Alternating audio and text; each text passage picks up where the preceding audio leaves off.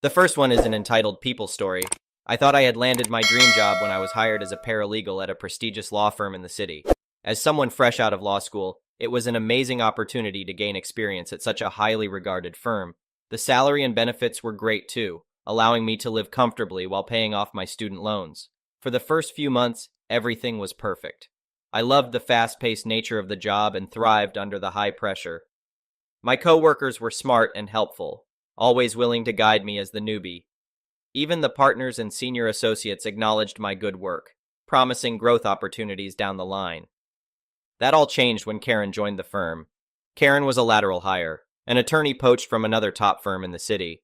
From day one, she made sure to point out that she had graduated top of her class at an Ivy League law school and worked for major corporate clients. Karen saw herself as superior to the rest of us mere mortals. Her arrogance was palpable.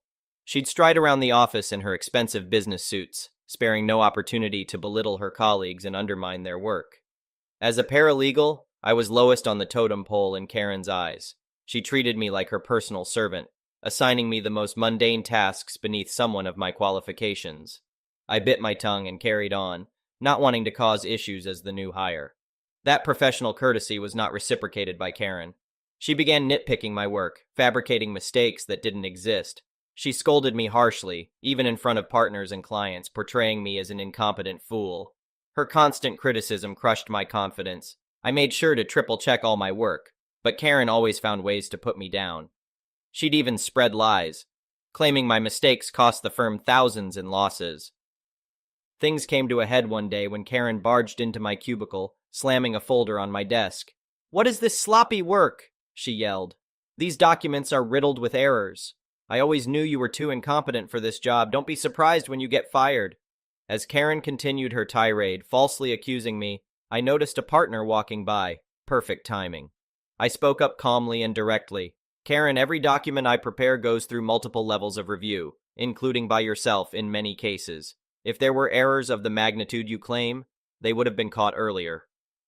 Karen was left red-faced as the partner nodded in agreement. "Let's have a quick look, shall we?" the partner said, opening the file folder. He scanned through the documents, finding nothing amiss. With an awkward smile, Karen grasped for excuses about how she must have mixed up files in her anger over poor work produced by our team. The partner raised an eyebrow, seeing right through her lies, and told us to get back to work. I wish I could say that was the end of it, but Karen seemed determined to get me terminated. Over the next few weeks, she escalated her attacks, directly emailing the partners with inflated complaints about me. She claimed I had jeopardized cases and made outrageous mistakes that exposed the firm to malpractice lawsuits. The accusations were completely false, but I could sense the partners growing concerned.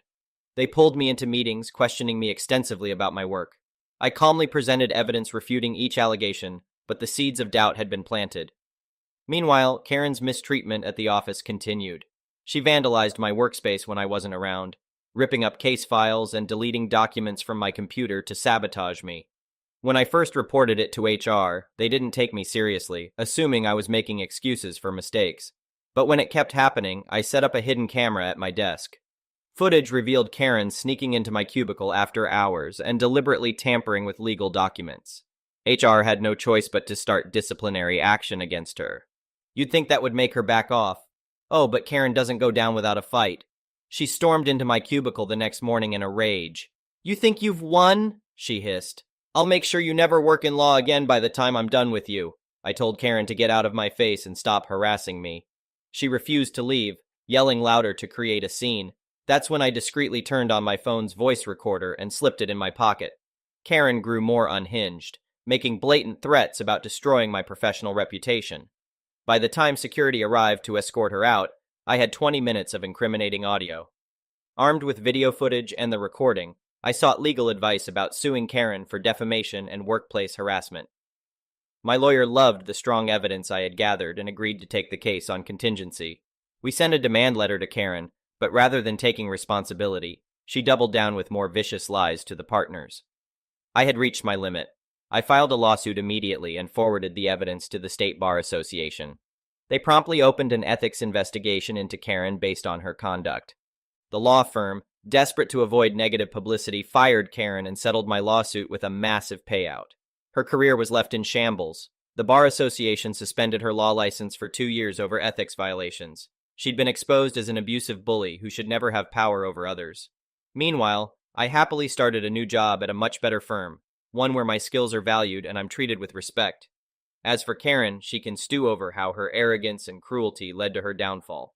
Maybe someday she'll learn her lesson, but I'm not holding my breath. This petty revenge was sweet enough for me. The next one is a pro-revenge story. It's been 2 years, and I can finally post about this. This is juicy, so get ready. Background information. We live in an old and big manor that has been split into 3 attached houses. The houses are about 150 years old and were built around 5 huge giant sequoias, which were about 200 years old. In the UK, giant sequoias are very rare, and the 2 in our garden up the house price by about £60,000. We live next to 2 really nice neighbors, 1 young couple and 1 old couple. The story. Unfortunately, our old neighbors passed away, so their child and her family moved in. Let's call her Jo. Jo was instantly a pain in the ass. We had been sharing chickens with the previous neighbors, and Jo agreed to keep sharing them. However, on her nights, she would constantly forget to put them away, so we would have to check them every night anyway. One night, her little brats thought it would be funny to open our personal duck pen in the night, which leads to a mass slaughter. Later, the chickens went the same way. About 2 years ago, there was a storm, and one of her sequoias somehow fell over and died. They were distraught, understandably, but from then on, the jealousy started. She would constantly complain about how lucky we were to have 2 sequoias in our garden, and how our sequoia was making too much shade in their garden. It wasn't. Anyway, we just thought it was Jo being a pain. There were a few dry threats, like they will chop it down, or maybe the next storm will blow it down, until we came back from a holiday to France to find a huge 6-meter stump and nothing else. I mean, how the duck do you get rid of a 100th tree in like 2 weeks?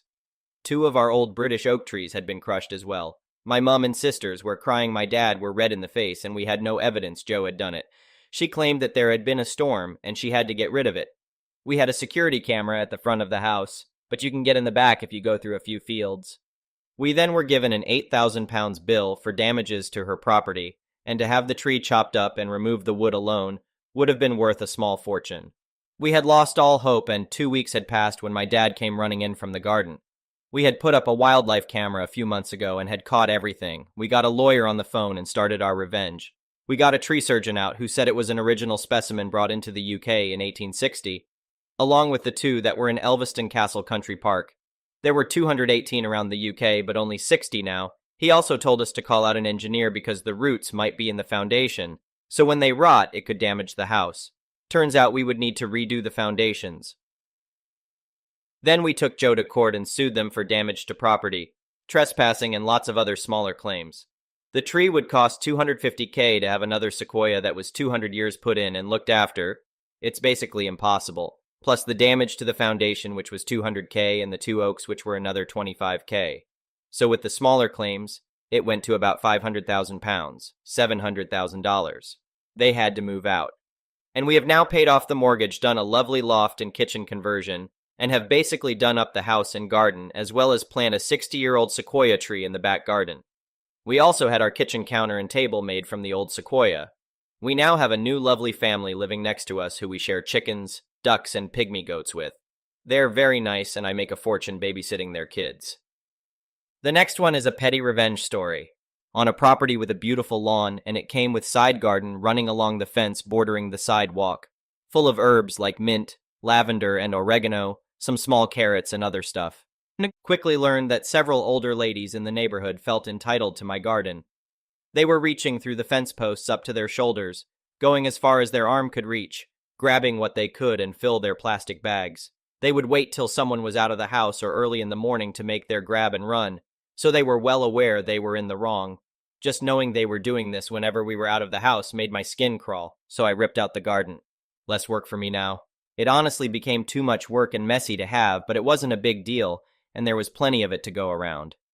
I hate gardening, so it was a relief to get rid of. I also didn't like that the garden had become an invitation for thieving grannies to intrude on my property. I was planning on removing the garden eventually, but was not in a rush and didn't care enough. They just accelerated my plans to get rid of it all by fueling me with spite. The next one is a malicious compliance story. So I make a living doing landscape maintenance, mostly for commercial properties and wealthy homeowners. Unsurprisingly, the wealthy homeowners tend to be the most difficult customers. I could probably write a book with the amount of ridiculous requests I receive. I added a new customer, Karen, real name, to my weekly route recently, and the first visit to her home was yesterday. Using Google Maps, I bid the property for 1 hour of work.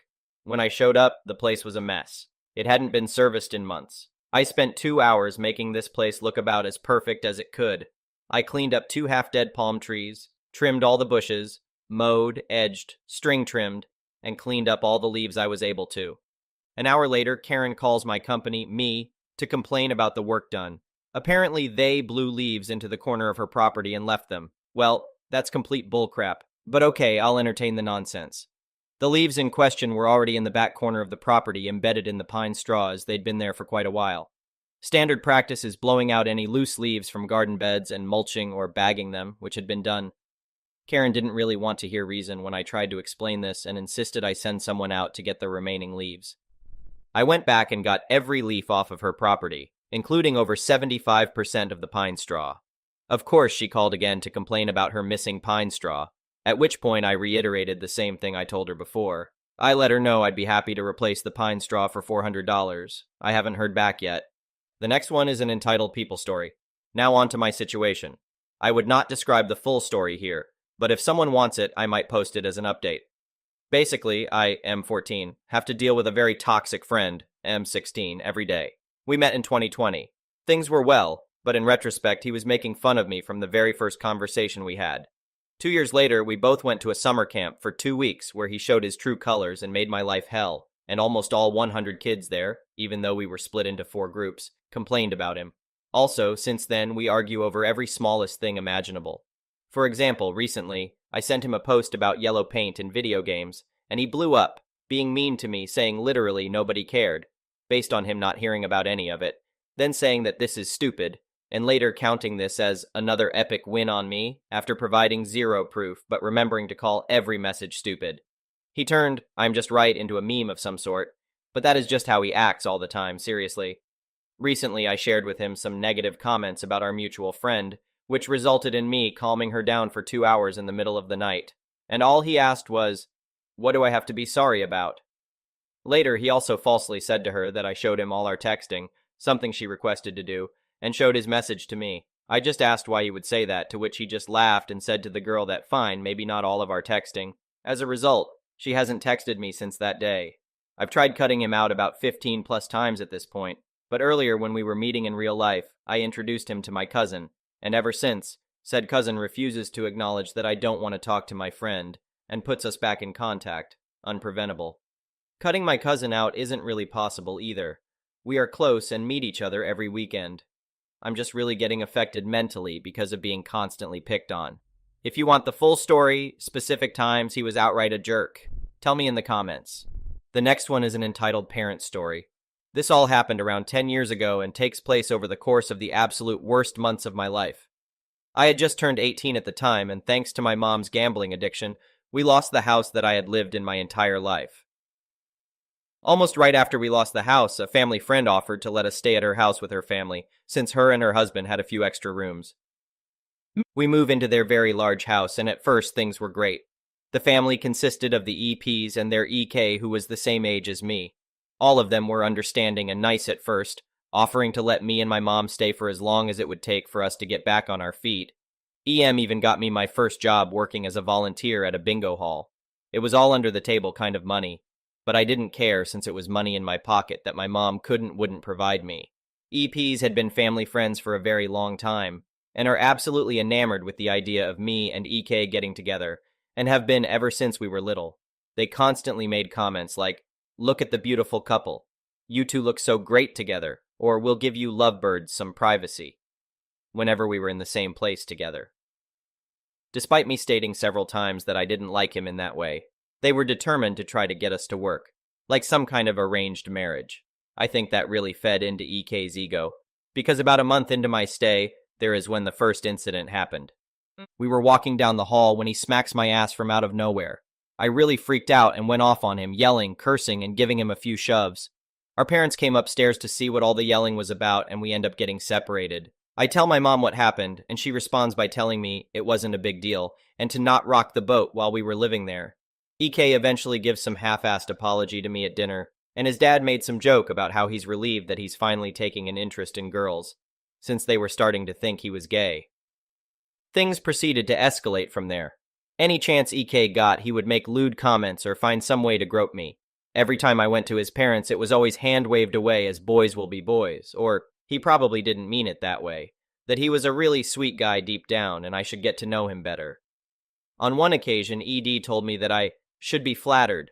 My mom was content to not do anything, enjoying the freeloading that got to feed her addiction too much, and telling me to stop playing hard to get. One day, EK puts a hand down my shirt as I'm sitting on the couch, and I started yelling at him about how I'm sick of him doing stuff like this, and to never do it again. But he gave me the most terrifying glare and told me, "Shut up, you live in my house." After that, I was so terrified of being alone with him that I would stay after school for as long as I could until Elle was asked to leave. And if I ever had to go back to the house for any reason, I would just hide in my room with the door locked and wouldn't come out until I knew other people were around, since I didn't know if one day he was just going to force himself on me.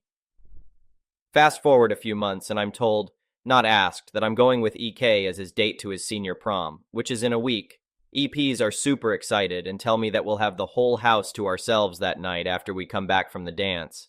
I very quickly shut that down and tell them that I'm not going because of how EK treats me, and EPs spend the rest of the day doing everything they can to compel me. First, they try telling me money isn't an issue, how they'll pay for my dress and ticket. When that doesn't work, they try to guilt trip me, telling me how they ask me for so little, and how this is the least I can do, and how much EK would love it. Finally, my mom eventually hears about it after she comes home from the casino, and she's pissed. She tells me how I need to go, how it's such a big opportunity for the both of us, and how I need to tell the EPs that I changed my mind.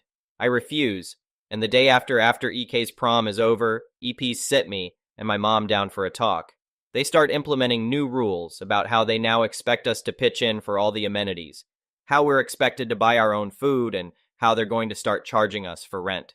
Before all this, they were very adamant about us not paying for anything, wanting us to save money to get back on our feet. Even without my mom spending half or all of her checks at the casino, there was no way for us to afford what they were asking, and they subsequently gave us a month to find our own place and move out. We ended up moving out to live in a sketchy neighborhood with some guy my mom was dating, whom she'd met at the casino. My mom blamed me for the entire thing, saying I blew a golden opportunity for both of us. How I basically threw away a great future that was all laid out for me because I wouldn't dance and put out. That cut me pretty deeply, and I still get angry thinking about it to this day. Few months later I graduated, but my mom didn't show up to the ceremony. I come back to the house and all my stuff is sitting on the curb next to the trash and had been thoroughly picked through. I found out my key doesn't work anymore and nobody is picking up their phone. End up waiting till about 3 in the morning for them to come back from the casino, and my mom tells me in so many words that I'm my own now. Nothing I say changes her mind, and I eventually pack what little of my stuff is left into my car. I spent the next month or two couch surfing or sleeping in my car while trying to pick up as many days as I could at work. Eventually, I managed to save up enough to move into my first apartment with a roommate.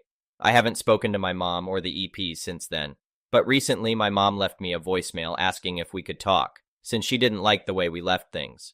Since then, she's been blowing up my phone every day. I don't plan on ever taking her call. Thank you for watching. I would really appreciate it if you could like the video and subscribe to our channel if you haven't already.